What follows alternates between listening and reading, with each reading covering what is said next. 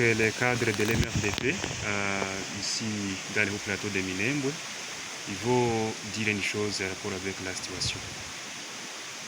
Merci beaucoup, messieurs les journalistes. Exactement, nous sommes les cadres du MRDP Toubouanais et nous vivons ici à Minembwe où se passent des choses incroyables.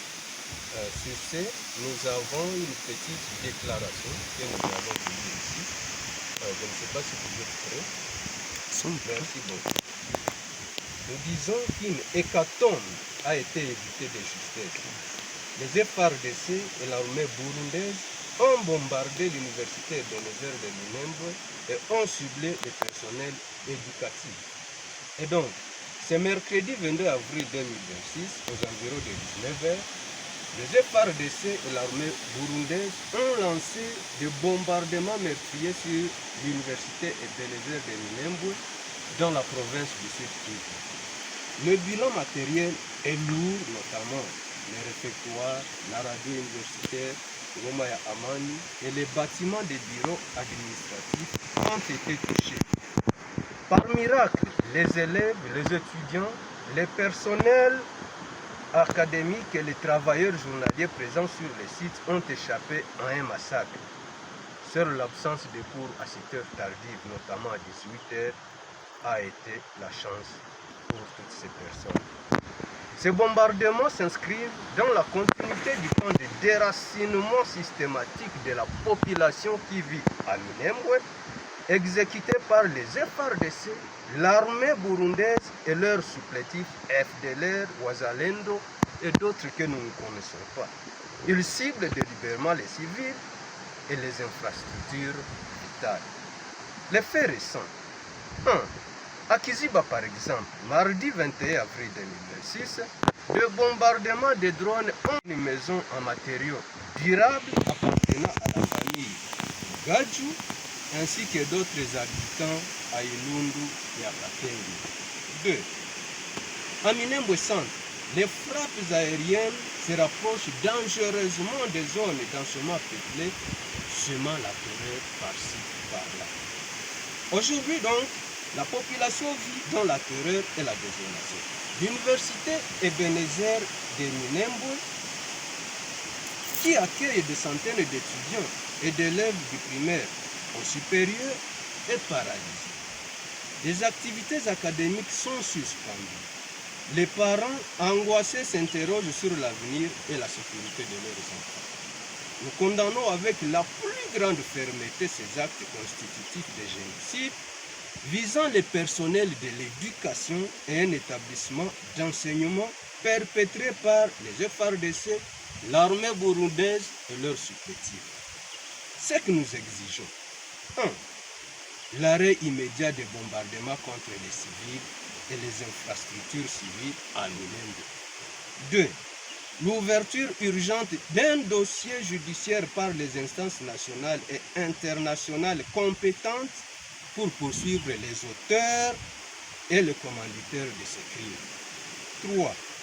Une réaction forte, immédiate de la communauté internationale, de l'Union africaine et des Nations unies pour stopper cette folie génocidaire en cours à Minembwe et protéger la population en général et les Banyamulenge en particulier. Ceci donc nous fait dire que le silence tue. L'inaction rend complice. C'est fait à Minembwe le 22 avril 2026 pour le département de communication du MRDP Toubouanais. Je vous remercie. Merci. kandi tubifurije ibihe byiza nimuze tubane namwe turi mu karere k'imisozi miremire ya Minembwe turi kuganira n'abayobozi batatu bari hano mu karere k'imisozi miremire ya Minembwe. Tuze kuganira ku bintu bitandukanye biri kubera hano mu karere ka Minembwe, ariko cyane cyane ku bijyanye n'umutekano w'abaturage batuye mu karere k'imisozi miremire ya Minembwe. Turaza kuba turi kumwe na Bishop Pacifique waje kureba ababyeyi ibibazo barimo. Turaza kuba turi kumwe kandi na Adolphe, ni umukadre muri MRDP. Turaza kuba turi kumwe kandi na Humanitaire cyangwa se umwe mu bakora mu mashami atabara abaturage hano mu karere k'imisozi miremire ya Minembwe, bagaza za Shoni Maître. Hanyuma mwese rero tubasubije, muraho neza? Meze mute? Mwabuze tote mu karere ka Minembwe. Adolphe nawe yumva Adolphe ni sawa Isawa. hanyuma uyu munsi wa none turaza kuba turi kumwe n'ibinyamakuru bitandukanye tuza kuganira turaza kuba turi kumwe na Masepa TV, Gikayame TV1, Ecomedia, Ndondo TVN, Umoja Wetu TV ndetse na Murenge 5 nibo tuza kuba turi kumwe aho tuza kuba dukora ku bibazo bitandukanye cyane cyane kugira ngo umutekano mu karere k'imisozi miremire imirembe. Reka mbere kuri Maître Dashoni, abaturage hano mu karere ka Mirembwe mubayeho mute muri iyi minsi? Urakoze cyane umunyamakuru kandi turagushimiye mwanagize neza, ndabona wanazanye n'abandi banyamakuru bose kugira ngo tuganire. Icyo kibazo uvuye kubaza ni ikibazo gikomeye, ndagira ngo mpere ku bibazo biri resa muherutse kubona zabaye ejo bundi kuri EMI. Donc mwabonye ko Université Ebenezer de Minembwe leta yohereje amadrone abomora inzu, Imana yarakinze ariko ari jenoside. Urabizi ko kiriya kigo kiberija abana benshi barenga hafi 300 bo muri secondaire na primaire, kiraberija abayitidia, kiraberija abapersonnel ba université, abakozi bakora muri administration, abakozi bateka muri université, kugira ngo leta ituma amadrone mu kigo kirimo abantu bangana gutyo takigera rishaka gukora jenoside ariko Imana yakinga. Donc batima yarangiritse, donc ibikoresho zarangiritse, refectoire yarangiritse, mwarabibonye mwabonye amafoto, ababashe kubona amafoto. Gusa ikibazo gihari zasize bisemiye terere muri université, no kuvuga ngo les activités za université ubu zose zirahagaze, yaba ari radio yari isanzwe ikorera muri université ubu emetre kubera ibibazo zagiye biba muri université. Ishuri ryari risanzwe ryigira muri université, abana bahunze kuko ababyeyi bagize ubwoba bw'umutekano w'abana babo, l'année de même n'abakozi bari basanzwe bakora muri université. C'est pas seulement l'université, même l'entourage y'abantu bari babana na université bari muri inquiétude ndashobora kukubwira. No tuvuga ngo ikibazo kuri mu Minembwe dufite ikibazo cy'amadrone, kandi ayo madrone ntatora. Urumva yarashe le 21 yari yarayirashe kwa muganga irasinda mwirukanye irasinzu. Donc ikitubabaza rero iyo leta yohereza le drone bavuye mu Busuwisi bari muri processus ya CCLF, le préalable bumvikanye barazishyira muri mise en application, ariko leta ikohereza amadrone kurasa même les institutions zifitiye akarere akamaro, les institutions zifitiye igihugu akamaro. Ni ukuvuga ngo leta ya Kinshasa tishaka kubebera, irashaka kurimbura, irashaka gusenya ibikorwa by'amajambere mu Minembwe. Urumva deja kiriya ni ikibazo kikubise hejuru ya blocks. La fois passée nyine wageze muri marché babonye uburyo abaturage bahe barwanira isabuni. Donc ni ikibazo abantu muzabasha kubona les images zabaye uwo munsi, ni igitangazo cyabaye. Urumva deja ikibazo cya drone kikubise ku kibazo cy'inzara. Leta ibonye ko inzara atari tosha kugira ngo ikore jenoside, irongeye igaruye donc drone noneho zitangiye kurasa ama institution. None se barambwira ngo drone bohereje kuri EMI Université Ebenezer, bazi ko harimo abana ba maternelle, bazi ko harimo abana ba secondaire, bazi ko harimo abakozi ba université bahaye biga muri université. Bazambwira ngo kukiziba ni kuri ligne de front bohereje drone kuja kurasa ligne de front. Izo twirwanyeho yamagana buri gihe ko bashaka gukora jenoside, bashaka gutsemba abaturage bo mu Minembwe. Ubu noneho ni ibintu bitihishe, ni ibintu bigaragarira umuntu wese. Donc muri Minembwe ko turavivre panique générale, donc abaturage bose bari muri panique. Aho ugiye hose umwanya wari wose nimbugiye mu nka cyangwa mu murima cyangwa aho ugiye hose abasigaye muhira ntibaba bizeye ko kugaruka. Drone zirahiga abantu nka kujya kwimbwa zihazi mu sisi. Donc ni ikibazo tutarabona. Donc iyo ni aspect imwe par rapport à sécurité nkuko warumbaye. Ikibazo cya kabiri ni iyo blockis evacuée. Blockis yabaye general, inzara yabaye. Nakubwiye kuko amaperipheri yose ya Minembwe yasenye. Toutes les périphéries za Minembwe guhera mu Karingi ukaza ukagera mu Bidegu, wava mu Bidegu ukaja kuri Karongi, uvuye kuri Karongi ukaja Gakenke. Ni ukuvuga ngo iyo mihana yose mvuye kuvuga, kandi iyo mpaye mvuga umuhana ni ukuvuga ngo Karongi igizwe n'imihana myinshi, Karingi nayo igizwe n'imihana myinshi, iranede none ke Bidegu. Iyo mihana yose iri muri centre ya Minembwe. Donc izaho zose zarangiritse zasigaye iyo ngiyo. Ni ukuvuga ngo amazu yabo yose yarangiritse araswa n'amadrone, nta mazu bagifite, ntazo kujya bafite. Basanze abaturage bo mu Minembwe bakubitiyeho plus de 3000 personnes baje bavuye mu Mikenge. Ni ukuvuga ngo dans un ménage usanga irimo 5 familles 6 familles bafite abantu badafite umurima, bataja mu murima, badafite uburenganzira bwo kuja mu murima. Nimba bagize ngo baraja mu murima, donc baraja mu murima gute drone zibari hejuru. Icyo ni ikibazo gikomeye. Ikibazo cya gatatu babonye agaciro k'ibigurwa les produits de première nécessité sur le marché.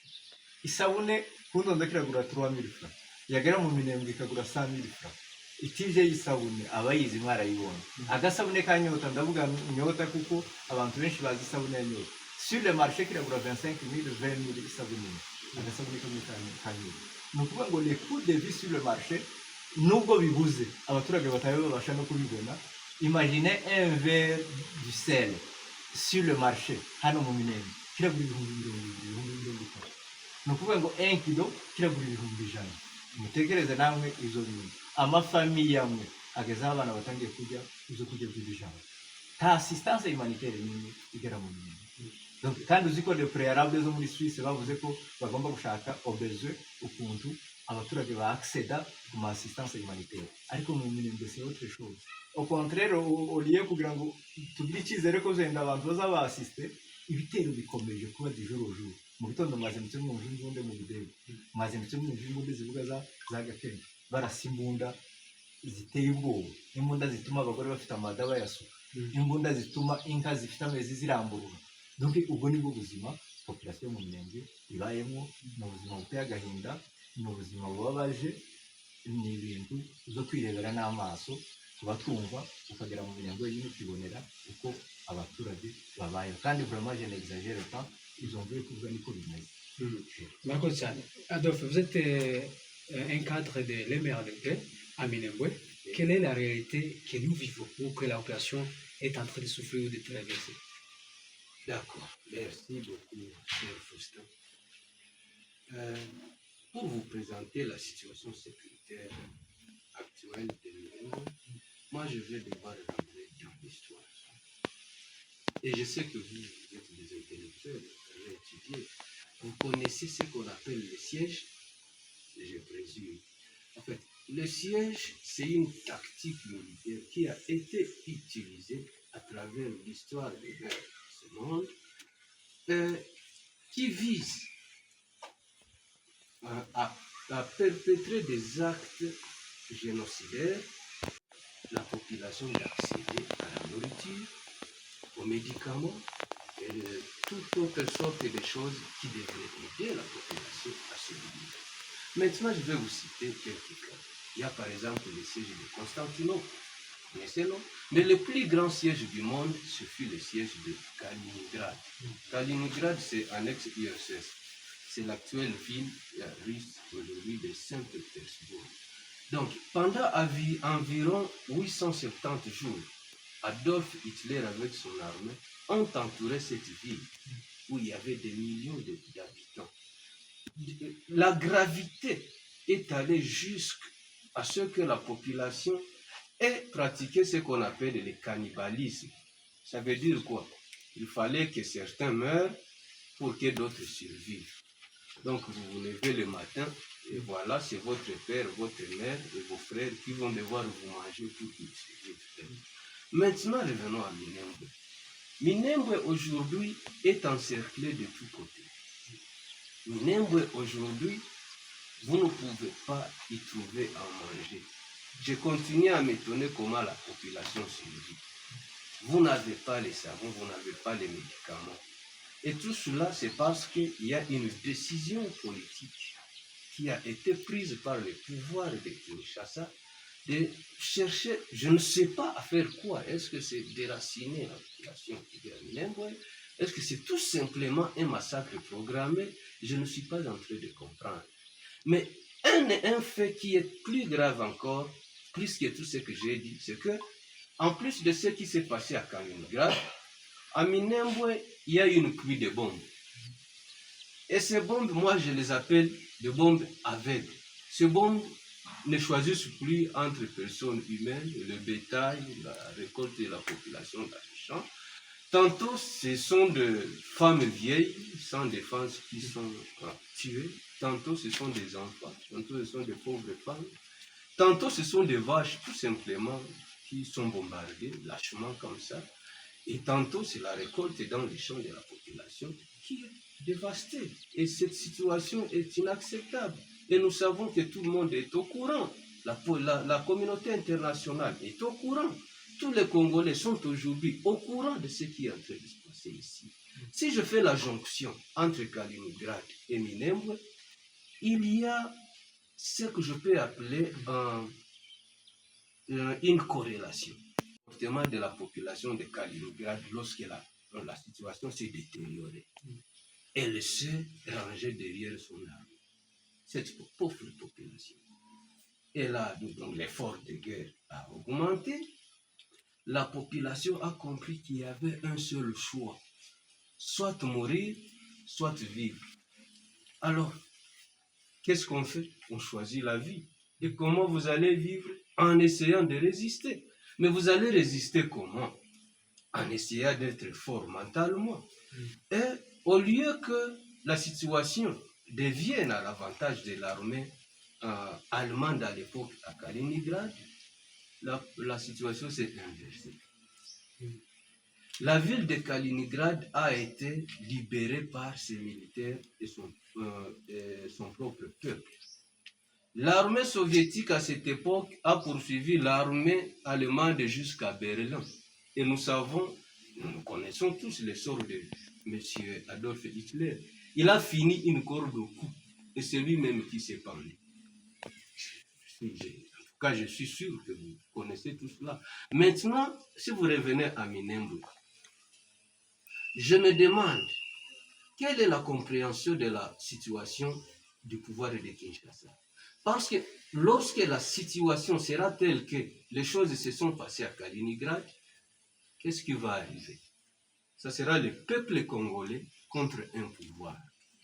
Et lorsque c'est un peuple contre un pouvoir, on appelle ça l'eschatologie du grand soir. Et lorsqu'il y a eschatologie du grand soir, je ne peux pas vous garantir que ni le président de la République, qui est en train de se rendre coupable de tout ce que nous sommes en train de vivre ici à Minembwe, ni tous ces gens du pouvoir qui l'entourent s'en sortiront indemnes. Je doute. Donc, je pourrais, si j'ai le droit de donner un conseil, je pourrais conseiller à ce pouvoir de Kinshasa de revenir en arrière, de comprendre que cette population qui vit à Minembwe ne demande que de vivre. Elle n'a pas demandé plus. Elle se débrouille déjà parfaitement. Elle veut seulement vivre. Cessez vos bombes de drones qui sont belles. Cessez l'encerclement que vous avez imposé à la population de Minembwe. Et puis, nous sommes tous Congolais, nous allons vivre et l'avenir nous appartient. Merci beaucoup. Dans cette situation de Minembwe, aux environs, au moins, il y a une semaine que dans le pays de Suisse ou à l'extérieur du pays, il y a des dialogues toujours quand même, en Angola, à Doha, Qatar, en Suisse. Là, j'ai dit, au moment qu'il y a les dialogues et les accords qui sont signés chaque fois, maintenant, vous nous présentez cette situation de l'excuse, au moment où à Minembwe, a bombardé comme vous l'avez dit. Maintenant, comme alors, qui se trouve à Minembwe, ces accords signés à Genève, les accords signés à Doha, les accords signés à Luanda, n'ont rien apporté comme solution dans le plateau de Minembwe ou c'est du blague? Mon cher ami Faustin, moi je vais dire que cela n'étonne plus personne. Vous savez que ce processus a commencé, je me rappelle, avant Kenya, c'était Angola, je pense. Après Kenya, il est venu Doha. Maintenant, nous sommes en Suisse. Et partout où ils sont passés, ils ont parlé de ce qu'ils ont appelé le cessez-le-feu. Est-ce que vous savez que la première rencontre qui s'est tenue à Doha, il en était sorti ce qu'ils avaient appelé l'accord de principe. Et dans cet accord de principe, il y avait exactement ce qu'ils ont voulu appeler le respect des actes de confiance pour renforcer la mesure du cessez-le-feu. Il y a eu Doha 1, il y a eu Doha 2, il y a eu Washington. Aujourd'hui, c'est avant-hier d'ailleurs, c'est à Montreux en Suisse. Ils ont toujours insisté sur ce qu'ils appellent le cessez-le-feu. Mais l'ironie du sort, c'est que cela ne s'est jamais appliqué. Et cela ne s'est jamais appliqué par une seule partie. La partie République démocratique du Congo, ou alors le pouvoir de Kinshasa. Ce pouvoir n'a jamais... Apparemment, ce pouvoir n'écoute que le discours, la seule parole que vous pouvez adresser à ce pouvoir, c'est peut-être les rapports de force. Il n'écoute pas tout ce que vous appelez, c'est l'effet des actes d'apaisement. Je peux en citer encore d'autres, notamment la libération des prisonniers, ainsi de suite. Cela n'est jamais arrivé. Maintenant, qu'il soit sorti à montrer qu'il y ait cette fois-ci respect strict de ce cessez le feu, moi je ne vois rien d'impressionnant. Si je me rappelle, à 5 jours, nous avons vu des drones venir frapper l'université Ebenezer de Minembwe. Nous nous demandons si cet accord concerne le pouvoir de Kinshasa, la Suisse et les États-Unis, et non la République démocratique du Congo. Parce que Minembwe, c'est en République démocratique du Congo. Cette université qui a été frappée 4 fois. Vous imaginez une université être frappée 4 fois. La salle de restauration a été frappée 2 fois. La radio universitaire 2 fois. Et c'est seulement par miracle qu'il n'y a pas eu de pertes en vies humaines. Et nous pouvons aussi y mettre le facteur temps, parce qu'il était aux environs de 18 heures. Imaginez si c'était à 16 heures. Imaginez si c'était à 12 heures. Imaginez seulement s'il y avait des invités qui étaient dans la radio à cette heure. Qu'est-ce que nous serions en train de vivre aujourd'hui? Et donc nous disons qu'il semble y avoir une certaine complicité entre les actes que pose le pouvoir de Kinshasa et le médiateur qu'on nous a donné. Parce que ce pouvoir viole toujours tous les accords. Mais le médiateur reste silencieux. Nous ne savons pas si nous pouvons continuer à lui faire confiance. Bien évidemment, nous devons continuer à lui faire confiance. Mais si nous devons maintenant commencer à poser d'autres questions qui ne sont pas encore posées, qu'on nous dise si nous sommes en train de vouloir négocier honnêtement ou si nous sommes en train d'être demandés de nous ranger derrière la position de Kinshasa, qu'il bombarde, nous nous taisons, qu'il tue, nous nous taisons, qu'il fasse n'importe quel autre acte criminel, il faut que nous nous taisons. Donc nous disons que c'est ce le fait. Nous savons que l'habitude du pouvoir de Kinshasa, ce n'est jamais respecter les engagements qu'il signe. Cela se montre à travers ce qui a été soumis à montrer en Suisse. Nous ne sommes pas étonnés. Jusque-là, monsieur, le pouvoir de Kinshasa a continué à bombarder indistinctement les villages, les bétails même, en plein pâturage, et même à cibler de paisibles citoyens dans différents villages. Est-ce que jusque-là, les accords signés récemment en Suisse, ceux qui ont été signés avant que ces accords y liés en Suisse, est-ce que ces accords ne concernent pas l'entité de Minembwe pour que Minembwe continue à subir ces mêmes calvaires? J'étais invité quelque part et j'avais dit que moi j'avais entendu parler du droit humanitaire international. Et comme moi je continuais à me poser la question de savoir si ces droits concernaient aussi la République démocratique du Congo. Parce que même si vous êtes en guerre, la population a des droits qu'il faut respecter. Maintenant, pourquoi la population de Minembwe n'a pas aussi ce privilège? C'est une question que nous pouvons nous poser tous. Est-ce que c'est parce que cette population est tout simplement oubliée, non seulement par la communauté internationale, mais aussi par la communauté internationale? C'est des questions que nous devons nous poser. Mais ce que je vais dire, c'est ceci. Concernant ces bombardements qui continuent par-ci, par-là, le peuple congolais a élu M. Félix Antoine Tshisekedi comme président de ce pays. En tout cas, c'est ce qu'il nous dit. Et nous l'avons cru. Le peuple congolais est le premier qui finance tout ce qui se passe dans ce pays. Donc, vous prenez l'argent du peuple congolais, vous allez acheter des drones pour venir tuer ce même peuple. Nous ne pouvons pas comprendre cela. Mais nous sommes étonnés du fait que ce peuple garde un silence qui semble être coupable. Comment un seul homme peut rendre plus de 100 millions de Congolais des victimes de... Je ne sais pas. Je ne sais pas si c'est une soif de sang ou je ne sais pas. Parce que ce qui se passe ici à Minembwe, où je vis aujourd'hui, est tout simplement incroyable. Vous vous levez le matin, il y a eu 10 morts. Vous arrivez le soir, il y a eu 20 morts. Et cela continue demain, après-demain, et ainsi de suite. Et cela est répertorié, et cela est même dénoncé par je dirais toute la population, mais aussi par les humanitaires qui vivent avec nous ici. Mais cela n'est pas tenu en compte par des acteurs qui devraient prendre les mains du pouvoir de Kinshasa, les lier et l'empêcher à continuer à agir de la sorte. Voilà ce que je peux dire sur la question. À Minembwe, il y a eu des attaques terrestres. Ça fait presque 10 ans. Après, à cela s'ajoutent les attaques aériennes et des drones. On a acheté des drones. Le régime de Kinshasa a bombardé tous les villages, ce qui a causé à ce que nombre de personnes ont fui leur village et ils sont confinés à Minembwe, comme vous le voyez actuellement. À cela s'est ajouté encore les problèmes de coupures de communication, les blocus humanitaires.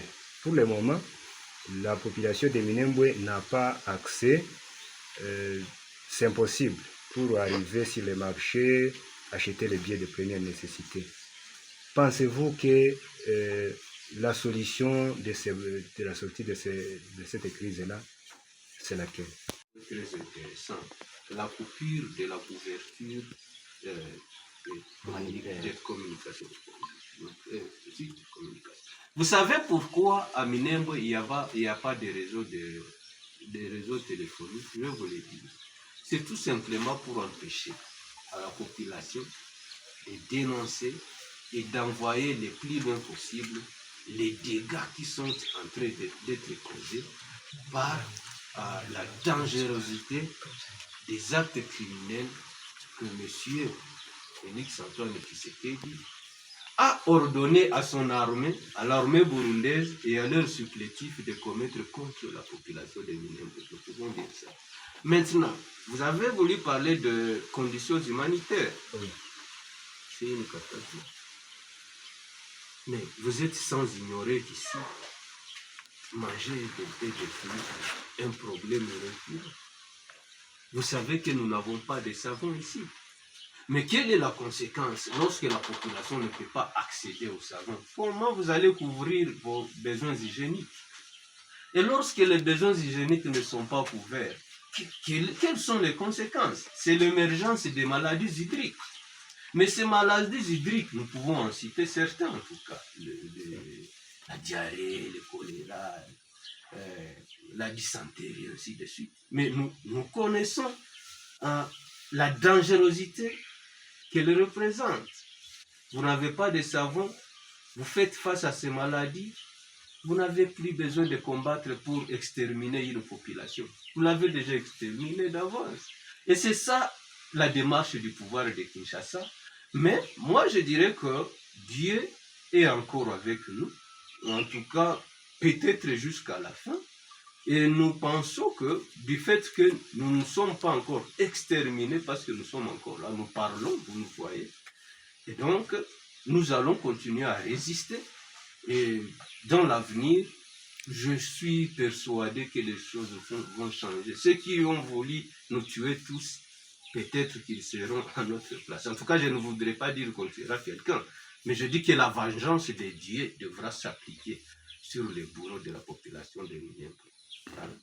Bishop, according to the agreement that they made in Sweden, how do you see according to what is happening in Minembwe? Thank you so much for that question. I'm going to start by saying the way the community of Banyamulenge has been forgotten, has been abandoned by the government, by the international media, by the organization, ONG. There is no one who is concerned of what is happening here in Minembwe. This is the truth. Here in this mountain of Minembwe, there is a community of Banyamulenge. But that community has been in the war for almost 10 years now. It has been 9 years. And what has been happening is that the government has trained the FDR, Wazalendo, the armed group, and they just tell them to attack Wanyamulenge and destroy and kill them. If you see around here, hundreds of the village has been completely destroyed. They are not living in their place where they used to live, which means they don't have even a place where to get their food, to get the way of living. They left everything there. So there have been that situation for 9 years, which is now 10 years in that situation. Surrounded by the army, surrounded by the FDR, surrounded by the Wazalendo. It's like they don't have a way to go out, a way to go in for 9 years. And now there is these things that make us wonder exactly. First, the organization, ONG, they are not seeing this. Why? There is no one has been come and reached to them, see how they are living. There is no support, there is no assistance. They don't get medicine, they don't get food, and all this international organization, they're just keeping quiet. So you wonder, this is a people, this is animals, this is what? That's one we can say about that international organization, that they used to say that they are there to help people, to help the community. But I don't know if it's Minembwe is a place where they don't want to hear about, or it's a place they don't want to support. We don't know. There is airplane here. They can fly. There is a road. They can still drive to this place. So why they are quiet? That's one. Secondly, there is a government. They are also silent. There is no one, no government has been stood up and spoke on their behalf. Rather than speaking on the behalf of Wanyamulenge, they are partnering with the government of Kinshasa. For example, like the government of Burundi. The government of Burundi is here, is the one actually attacking them more than even any other. Because the government of Burundi is sending their special force to come and eliminate them. So it's like America has been quiet, you know. African Union has been quiet. East Africa has been quiet. It's like we have been, and Wanyamulenge has been crying, has been saying, we have been repeating this question 100 times. It's like no one is listening to them. So that's make us wonder. So now let's come back to that agreement that they have been signing in Doha, you know, in many from Kenya, US. So this is what makes me and our people here wonder. All that agreement they say they signed to stop the war, they have never stopped the war. They have never stopped the drones or the killing Wanyamulenge, even single day. So it means like that agreement is not concerned by Wanyamulenge also. So that's what we have been saying yesterday. The drone has been bombarded the schools, you know. So now, and it has been like 2 days that they signed to stop the war, to stop fighting. And we, as our Wanyamulenge community, they're not fighting. They're just surviving and looking for peace, looking for living. So, according to me, about that agreement that has been going on, is that what they have been talking is not concerned to Wanyamulenge. Because we have never seen it apply in Minembwe place even single day. Every day we have attacks. I have heard somehow, you know, saying that if again, you know, the government of Congo try to attack the place that's, you know, either they will reply to them. But we have been attacked every day. I'm living in Minembwe right now. I came here to see what is happening every day. So you wonder, they are waiting again to justify what? All of this shows us that this is the plan has been planned for a long time ago to eliminate the community of Wanyamulenge.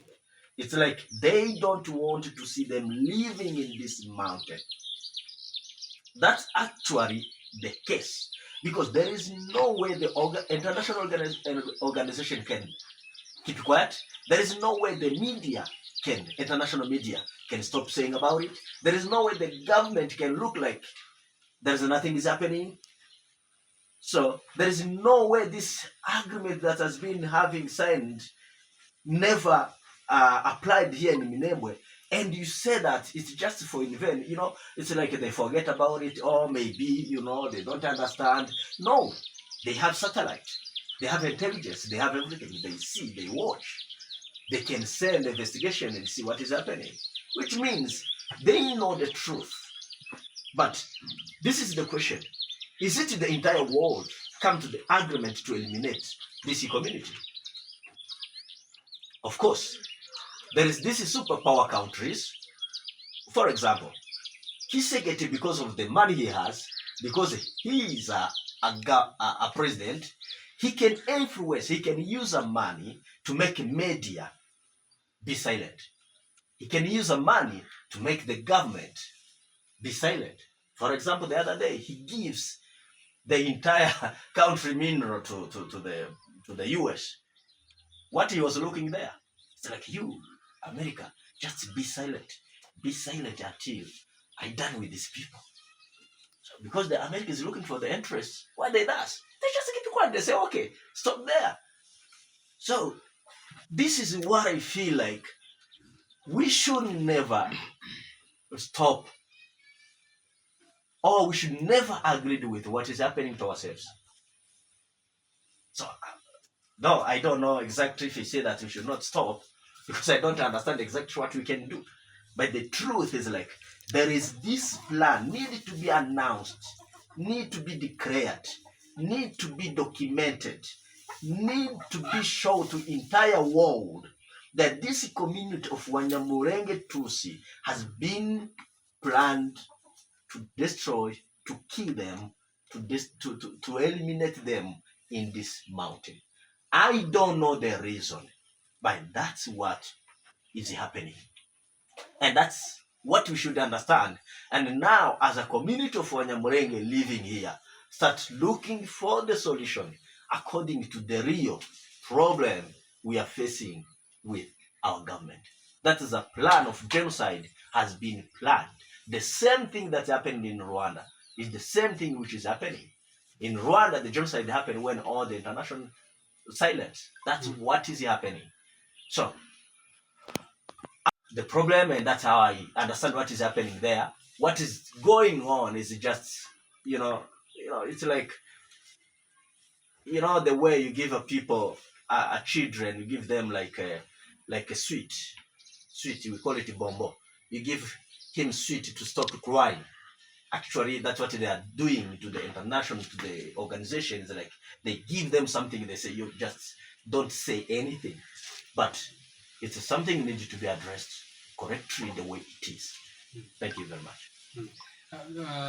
Maitre Byashoni, Bishop avuze amagambo akomeye cyane, aho avuze ko Amerika ihari bizabivugwa ntihagire icyo ikora, amashyirahamwe mpuzamahanga ntatabara abaturage batuye mu karere k'imisozi miremire ya Minembwe, kandi barashaka kudufata nk'abana bashaka guheza bomba kugira ngo twicecekere, ahubwo bakomeza dukorere genocide, kuma kutwica buhoro kuzogeza aho dutsinda twese bakatumara. Hanyuma mutekereza ko ari iki gituma aya mashyirahamwe mpuzamahanga za CSR, ya miryango itabara imbabare, ya miryango iheza abaturage bahunze bavuye mu byabo byo kugira za PAM, HCR, ibya byose kugira ngo bize bitabara abaturage akarere ka Minembwe? Mutekereza ko ari iki cyihishe inyuma gituma badatabara abaturage akarere ka Minembwe kandi bahaye bakorerwa genocide? Ikibazo mbaje ni ikibazo kirimo ubwenge kandi ni ikibazo gikomeye. Buriya icyo bita igihugu ni ikintu gikomeye. Iyo ubonye umwanzwe na leta yanyu, mukicwa na leta yanyu, habaho icyo bita souveraineté internationale y'igihugu paraporo y'ibindi bihugu. Ni ukuvuga ngo leta ya Congo ifite ubudahangarwa bw'igihugu. Mu gihe rero Tshisekedi ari wafashe umugambi wo kugira ngo akore genocide, n'ubu niba abantu bahaye bapfa, ni ukuvuga ngo leta niyo yafashe iya mbere kugira ngo ikore biriya byose ihayikora. Ndaguheza urugero rujanye n'icyo kintu, nubwo communauté internationale ifite imbaraga kuri leta ya Tshisekedi kugira ngo imubuze, barabibona. Ariko se buri gihugu kiba gifite ubushobozi, hari icyo bahabwa. Ubu hari amasezerano bavuga ko Etats-Unis yagiranye na leta ya Congo paraporo y'uburyo izakora exploitation y'ubutunzi buri muri Congo. kiriya kirashobora gutuma abanyamerika baceceka bakabibona ariko bagaceceka kugira ngo babone inyungu zabo ariko enjour ntugire ngo ntazaba interpere abazungu barabibona bamara bakabibika kugira ngo enjour ari amakuru yabo penale international azabona abakiriya buriya Tshisekedi arindiriye kuzaba traduit devant la justice nubwo bahaye baceceka ntugire ngo ntibahaye babona ibihaye bibi twebwe nka communauté y'abanyamurenge tubona biriya bihaye bibi ntabwo turi intama ngo duceceke tugomba kuvuga tugomba kugaragaza akarengane kacu niko n'ubu ngubu tuhaye tugaragaza tidupfa nk'intama ducecetse ariko ikidutangaza ejo bundi babonye ko Yemi yarashwe amabomba ari barashe resitora barasa inzu ya Yemi irimo amabiro irimo radiyo barayirasa irimo abanyeshuri bangana kuriya ariko se wigeze wumva BBC bivuga wigeze wumva ijwi rya Amerika ribivuga wigeze wumva RFI ibivuga c'est so de radio de la communauté internationale bakicecekera bakaja muri silence kandi abaturage bo mu Minembwe bahaye bapfa bashaka gukora icyo bita un génocide silencieux donc ibihugu bibaye biobserva ndashaka kuguha urugero en 94 mu Rwanda haba génocide donc minuar yari hayibona ibihaye biba donc igihe cyose iyo ubutegetsi bw'igihugu bufatikanyije n'abenegihugu kugira ngo bamare ini communauté runaka habeho génocide ibihugu biraceceka nijya principe nakubwiye ya souveraineté nationale buriya Tshisekedi afite ubudahangarwa ariko ubwo budahangarwa babwiwe uzanga bikunda buzagera kuri finalité nicyo n'ubu twaye tuvuga ni ukuvuga ngo ubu AFC yahagurutse AFC M23 yahagurutse MRDP twirwaneho bahagurutse ko barwanya buriya butegetsi ni ukuvuga ngo uzanga bikunda aya maramantasiyo yabona twaye tuvuga ziriya mbaraga zose zatoye intwaro zo kugira ngo zirwanye buriya butegetsi bubi bushaka gutsemba ubwoko bumwe pour la communauté usanga bikunda Tshisekedi nubwo abanyamurenge tuba dupfa n'ubu twaye tubabarana kakababaro wabibona twaye tuvugana un jour la vérité finira toujours par ukuri kuzatinda kuje ahagaragara kuko ukuri ndikuza kwihisha amarira y'abari abavyeyi bari abakecuru babonye hariya muri hôpital barashwe n'amadrone amarira y'abari abavyeyi bari abasaza barashwa amasasu donc bakamurasa kugeza cikanye abaturage bahunze amarira y'abana bari abavyeyi batakaye mu mikeke duhunga n'ubu ngubu soro yabo itazwe ari amarira bizageraho yumvikana ino regime mbi yayica abantu ivyo mu Rwanda yahabwa Imana ntiyavuye basize bakoze génocide ariko nyine hariho pouvoir il serait de même que pour RDC hari ikintu nongeraho ubu bavuga ko hari amabatayo 19 y'abarundi kandi batayo imwe y'abasirikari irimo abasirikari 800 ni ukuvuga ngo amabatayo 19 y'abarundi arimo abasirikari bagera hafi 15,200 baje point zero baje kurwanya kwica abaturage bo mu Minembwe banserikire Minembwe abarundi niki baje gushaka n'Minembwe ni ukuvuga ngo ijya ideologie ya génocide ya FDLR yinjiranye muri Congo iragenda intoxica Ndayishimiye bayi-intoxica Tshisekedi donc bose bafashe les devants kugira ngo bakore génocide y'abanyamurenge tuje kuri Mayimayi kandi muri génocide y'u Rwanda c'est la même chose muri génocide y'u Rwanda nuko byari bimeze ni ukuvuga ngo nuko byari bimeze bari bafatikanije na Mobutu il y avait les gens qui étaient venus du Congo bagiye mu Rwanda bakoze génocide donc FDLR imaze kuza donc batibana n'abanyamurenge ubu ko barabara 50,000 personnes b'abajene b'abanyamurenge les wazalendo bameze nk'inderahamwe mu Rwanda muri génocide ubu ni nkabo FDLR par rapport y'u Rwanda y'abanyamurenge ejo bundi ngo baje kuambelire sa bagira concept ngo ni wazalendo kugira ngo bariheze ijwi ryiza ryumvikane ko bafatikanije na leta kugira ngo barwanire igihugu cyabo ce qui sont en train de faire ni génocide ubu ko barabarwa muri 50,000 imagine donc abasirikare bari muri no kope kugira ngo batsembe abanyamurenge ko barabara ingabo zigera 100,000 donc bashaka gutsemba ubwoko bw'abanyamurenge ahubwo abanyamurenge barabarame ni ukuvuga ngo abahaye batwumva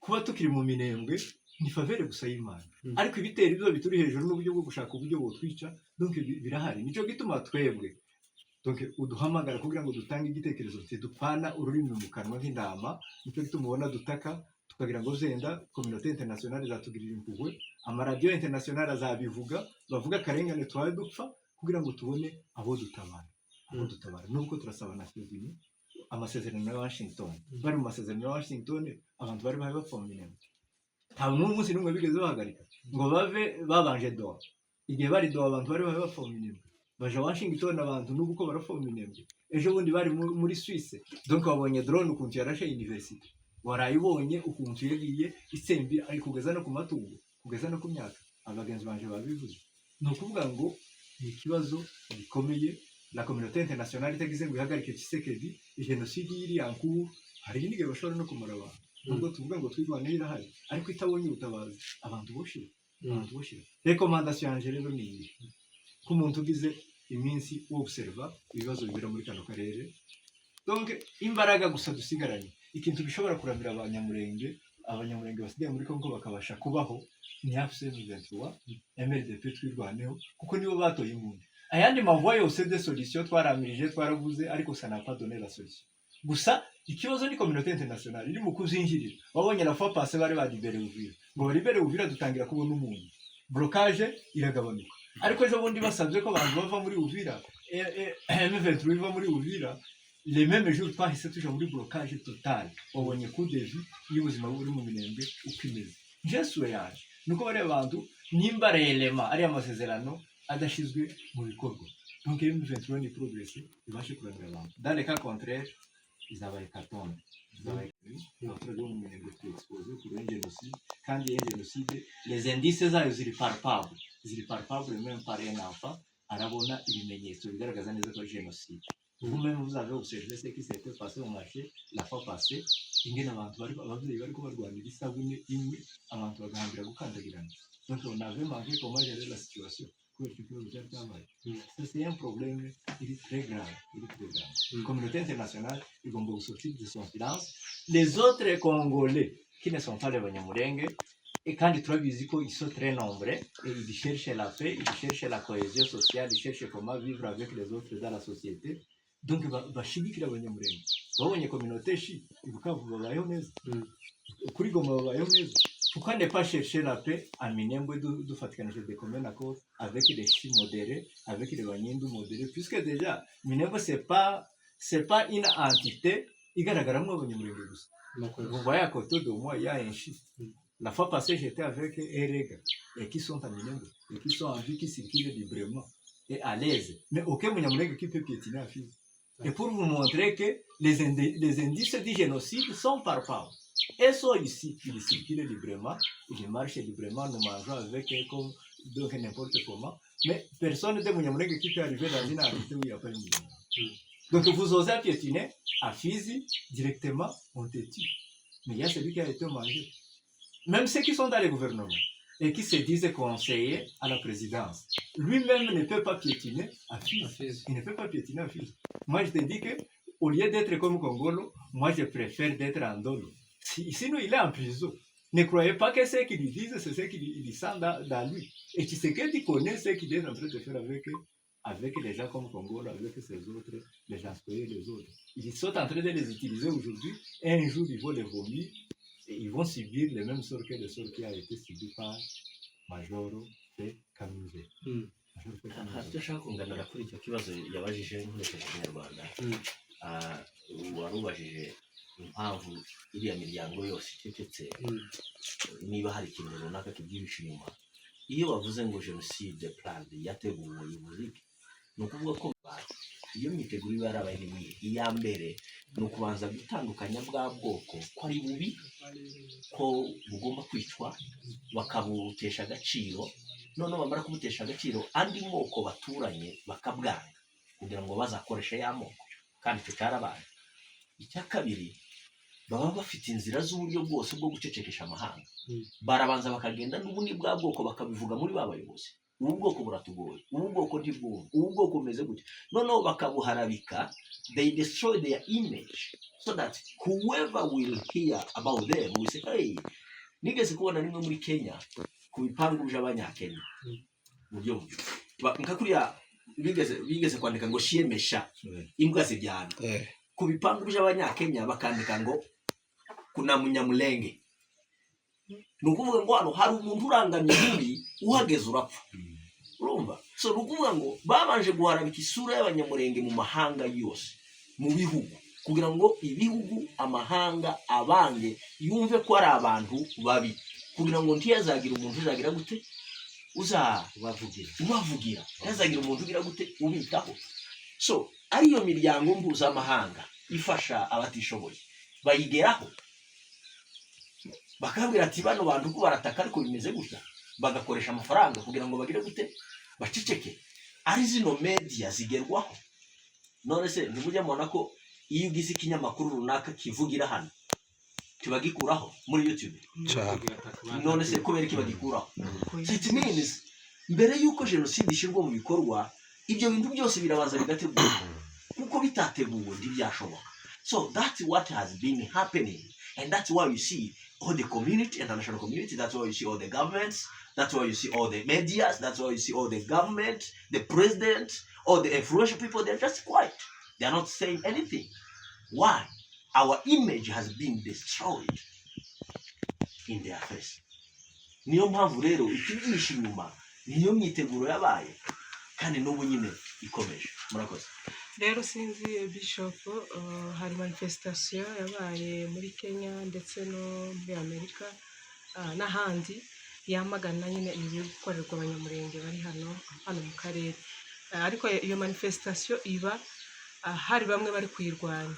Sinzi rero mwebwe abari hano kuri tere murebe ibintu nyine uko bimeze, sinzi uko mwabyakiriye. That's the most question that I was waiting and I was looking for. Icyo nicyo kibazo mu by'ukuri naza no mu mutima wanje wahagijwe no kumva ko wenda mukivuga hano hagamusa nk'abatinze. Yaba nari mfite akanwa kanini, yaba nari mfite ijwi rirerire, yaba nari muremure ku buryo ibyo mvuga byumvikana, nari gushimira abanyamurenge, nari gushimira amahoro, nari gushimira gakondo, nari gushimira buri munyamurenge wese nkamuvuga mu izina wagiye muri iriya manifestation. Kuko iriya manifestation iragaragaza ibintu bitatu by'ingenzi kandi bikomeye. Ikintu cya mbere iragaragaza ko kuko dufite ikibazo, ntabwo abantu 5,000 abagore n'abana baje mu muhanda ari ikintu cyo kubeshya. Sinzi kintu cyumvikana.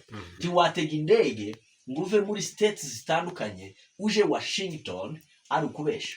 Tiwo kwishura amafaranga yawe ngo wirirwe muri Kenya mu muhanda muri iriya zuba wirukanka ari ukubeshya. Ibyo ni bigaragaza ko ubireba wese yaravuze ngo these people has a problem. Aba bantu koko bafite ikibazo. Icyo ni ikintu kimwe. Ikindi kintu cya kabiri kiragaragaza unity y'abanyamurenge. Ubu bumwe twahoranye twirwanaho kuva zino ntambara zaba, abari hanze, abari diaspora bagashaka ubushobozi, tawe nije tugire dusapoting. Ariko ababyeyi bacu ntibapfuye. Kubera iki? Hari abana babo bari muri diaspora batemeye ko bapfa. Ngira ngo icyo kintu birumvikana. So biriya rero biragaragaza unity, biragaragaza ubumwe, biragaragaza ko duhuje ku mugambi umwe wo kwirwanaho. Icyo ni ikindi kintu cya kabiri kigaragaza ubumwe bwacu bw'abanyamurenge kandi kigaragaza n'imbaraga z'abanyamurenge. So ikindi kintu cya gatatu biragaragaza yuko twahagurutse kwirwanaho. Bishaka kuvuga iki?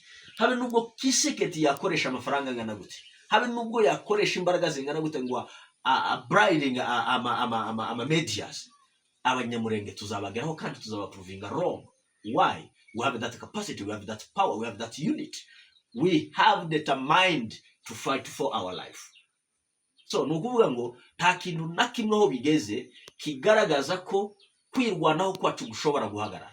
Niba dufite abantu bangana kuri mu mahanga bahaguruka haze, tukaba dufite ingabo zatwirwaneho hano, tukaba dufite abagabo bari hano bahagurutse n'abari haze, ibyo ni uguprovinga amahanga ko twahagurutse yo kwirwanaho. Kandi babyanga babikunda baca bugufi bataca bugufi, tuzabaprovinga wrong kandi tuzabaho kandi tubaneho nabo babishaka batabishaka.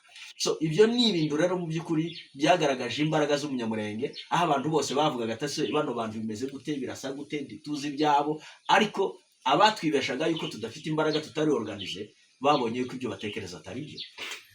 So ziriya ni imbaraga z'umunyamurenge. Aco bituma baravuga ngo uwampa ijwi rinini akampa nkaba na muremure cyane, navuga ijwi ryanje rikumvikana, ariko ahari yumve ko abantu bari hano kuri tere, abasaza, abakecuru, inzego za leta zitandukanye zacu zatwirwanaho, tuvuga inzego za leta za Gisegeti n'iza NRDP, inzego zacu mu by'ukuri zirabashimiye kandi natwe ubwacu turabashimiye. Ahasigaye recommendation yanje no kubabwira ngo uru rugamba twatangije tirwongera guhaguruka kugeza umunsi tuzagana uko tugomba kubaho. Ubu nyine nta mbabazi za Gisegeti tugikeneye, ntazo tugikeneye. No, dukeneye uburenganzira bwacu bwo kubaho, yabishaka atabishaka. kandi ibintu byose twatakaje iriya mihana yose yasenye azayubaka. Any government yose izabaho yose izabaho muri Congo izaba ifite responsibility zo kubaka imihanda yose yasenyutse. Ibyo ni ibintu tutazigera tudiscussing because they destroy it, they haven't rebuild it. Kubera ko twafashe umugambi n'imbaraga zo kwirwanaho, nta yindi shwa bafite. Iriya mihanda bazayubaka, iyi mihanda bazayubaka. Ibyo twatakaje byose mu myaka 10 bazabijishura, kuko dufite ijwi, dufite ubumwe, kandi dufite imbaraga zo kwivugira no kugeraho batekereza ko twagera. Hariya hose Gisegeti yari yarahageze abacecekesha, ariko ijwi ry'abanyamurenge ryahageze ribabwira yuko ibyo bababwiye atari byo. So turabashimiye mu by'ukuri, reka bagenzi banje nabo babashimire, kandi namwe mubashimire, abafite ama social media mubashimire cyane. Yabyari bishobotse twari guca ibigori none tukabibohereza bakotsa gani nibyo dufite bakarya bakumva ko mu by'ukuri. Hari abanumvise umuyobozi w'amahoro avuga ngo abanyamurenge bari mu Minembwe bamenye yuko twifatikanyije nabo, natwe bamenye ko twifatikanyije nabo, kandi mu by'ukuri turi kumwe. Murakoze cyane. Alors pour finir, que compte faire MRDP pour mettre fin au génocide qui s'est fait à Minembwe en silence de la part des organisations internationales, de l'Amérique et d'Oral et de Qatar, où on signe par tous les accords de cesser les faits, mais ici à Minembwe on continue à être bombardé chaque fois. MRDP ou Twirwaneho va continuer à défendre et protéger la population de Minembwe, où il va attendre la force ou les résultats des dialogues. C'est tous les Congolais qui doivent être directement alertés et se sentir touchés. Maintenant, pour revenir à votre question, le MRDP Twirwaneho a le devoir de toujours protéger la population sur le territoire qu'il contrôle contre toutes sortes d'actes génocidaires qui est en train de se passer ici à Minembwe par exemple. Nos amis ont parlé des indices d'un génocide. Mais il ne s'agit pas des indices d'un génocide. Un génocide est en train d'être perpétré. Parce que le génocide, ce n'est pas seulement prendre la machette, prendre un couteau, prendre la houe, et que les gens commencent à s'égorger entre eux. Un génocide, c'est aussi la tactique militaire qui est utilisée ici à Minembwe, où la population se meurt de la faim, la population se meurt de maladies, la population vit sous une pluie incompréhensible de bombes aveugles, d'un pouvoir contre. Je ne sais pas si on parlerait d'une seule communauté, Tutsi Banyamulenge, mais en tout cas, je constate que c'est contre toute la population qui vit ici. Nous ne pouvons pas parler des indices d'un génocide. Pour moi, il s'agit d'un génocide qui est en train de s'exécuter. Et c'est très, très grave. Un pouvoir qui est en train de massacrer sa propre population. Vous allez parler de quel pouvoir?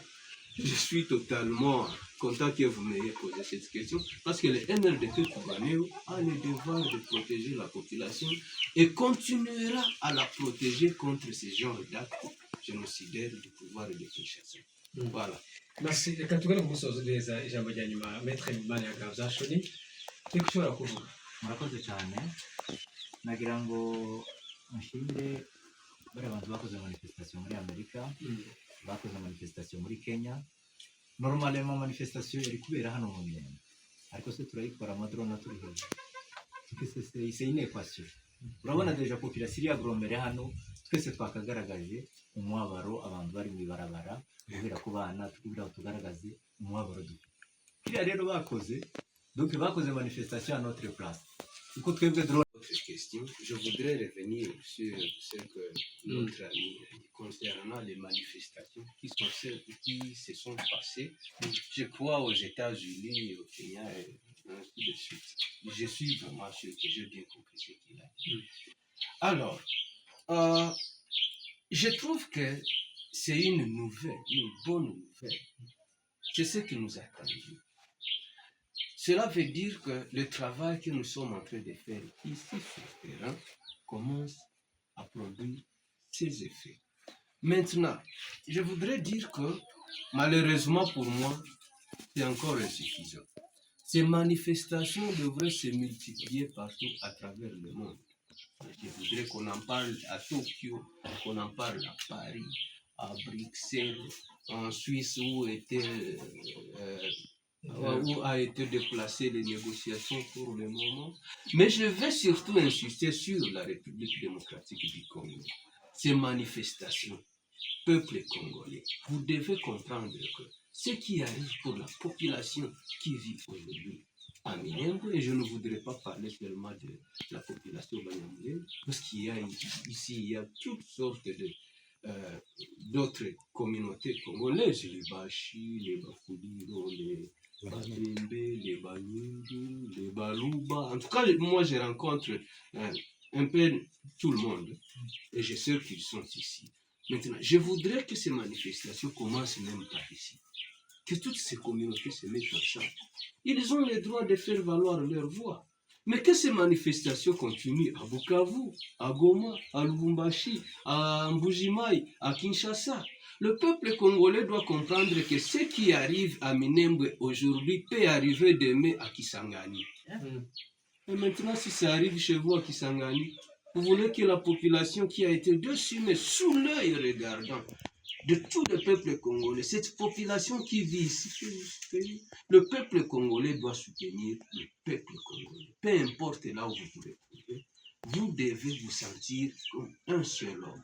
bibera muri Minembwe ni ukuvuga ngo kiriya kintu bakoze be kurekera hariya nubwo muri ya manifestation yabo bakoze bayikomeze même si tutababwira ngo nibagume hariya bari bahica ari be nka sitini ni ukuvuga ngo umuntu wese afite Twitter yiwe. Donc ubu nyine le monde est médiatique, donc les réseaux sociaux zabaye nyinshi, umunyamurenge wese ahari uzi gutwita, uzi kwandika kuri Facebook, ubona akarengane, simvuga umunyamurenge gusa, voire même un autre Congolais, donc ubabajwe n'ibihaye bibera mu Minembwe, nakomeze kariya kazi, tureke guhagarara, dukomeze tudenonce le mal. Biriya bihumbi byose byagaragaye muri Amerika, batwite bigaragare ku mbuga, isi bihaye bibona, abari muri Kenya, Irlande domeme n'abari ahandi hose, aho bari hose mu isi bakomeze bamagane jenoside y'abanyarwanda. Kuko abari hanze imbaraga zabo bafite n'iziriya gusa mu gukoresha akanwa, naho abari hano kuri tere n'ubundi urugamba turarukomeje, twirwaneho irakomeje kurwana, kandi twirwaneho bivuze twirwaneho ubuvuze umuturage wese uri mu Minembwe. Kuko icyo dushaka nta kindi, turashaka gusa kubaho, turashaka ubuzima, ntibatugarurira umutekano. Izo z'ubutegetsi mugabo twebwe abaturage ntabwo turi, abaturage bo mu Minembwe ni abahinzi n'aborozi, turashaka ko baturekera amahoro, tukorora tugahinga reste si yo suwe yacu, n'ubundi nimba baranafashe n'indwara donc difficilement bakaba batumye abaturage bakibaho, n'ubundi nicyo dushaka abaturage bakomeza bakabaho. Murakoze cyane. Murakoze, reka dusoze kino kiganiro, dushimire abantu bose babikurikiranye. J'ai un petit message à lancer au peuple congolais. Je voulais dire ceci, peuple congolais. Ce pays est à la croisée de chemin comme ce fut à l'époque de l'indépendance en 1960. Nous devons comprendre que nous avons aujourd'hui un pouvoir qui a décidé de s'attaquer contre nous, le peuple congolais. Nous devons donc prendre la décision de nous défaire sans hésiter et sans plus attendre de ce pouvoir. Donc tunatafuta kusema hivi, wandugu wa Kongomani, leo nchi yetu iko mu magumu sana, sawa na wakati tulienda kupata independence mu 1960. Tuko na uongozi ambayo imechagua kuua population yake, na sisi population hatutaitika tukufe. Donc tuko na devoir sisi wote ya kugombanisha ile uongozi tuitowe. Na lingine aloba bohe, bandeko ba Congolais, lelo tozali na problème, neti problème tozalaki nango na epoke na biso ya indépendance 1960. Pouvoir oyo tozali na yango lelo ekoni eboma biso te. Olie pouvoir wana eboma biso, il faut biso tozwa makasi tobeta yango, tokilongola yango, tokimisa bango nyonso ba oyo baza na pouvoir wana. Tobeta bango, tolongola bango, tokimisa bango. Soki tosali yango te, toko souffrir, toko vivre kaka na ba conditions très difficiles, lobby il faut tout le battre que mutwaye bisaki bisote. Merci beaucoup. merci na lobby merci mingi Merci. merci None ku bantu pe. bose badukurikiranye kuva kuza dutangira kugeza ku musozo turiko tuganira n'abatumirwa batatu uyu munsi bari kumwe na maître Maniraga Byashoni akaba umwe mu bakora mu mashyirahamwe atabara abaturage mu karere ka Minembwe yari n'umuyobozi w'ishuri yibanze hariya mu Mikenke kubera intambara none akomeza kugenda avugaho buri munsi yaje kuva muri ako gace ariko ubu ngubu ari hano mu karere ka Minembwe ari kumwe kandi na Adolphe n'umwe mu banyamuryango cyangwa se ni cadre muri MRDP marizi MRDP twigwaneho yaje avuye Bukavu ari hano mu karere ka Minembwe ndi kumwe kandi na Bishop Pacifique Hakizimana yaje gusura ababyeyi ave mu Rwanda nawe karabona ibiko bibera hano byamuteye rero kugira icyo avuga no kugira icyo abwira amahanga kubera ibikomeje kuvugwa hano mu karere k'imisozi miremire ya Minembwe turashimiye mwe mwese rero mwafashe umwanya kuba twatangiye twari ku musozo mwakurikirana kino kiganiro murakoze nawe utaha umunyamakuru w'Iposita murakoze cyane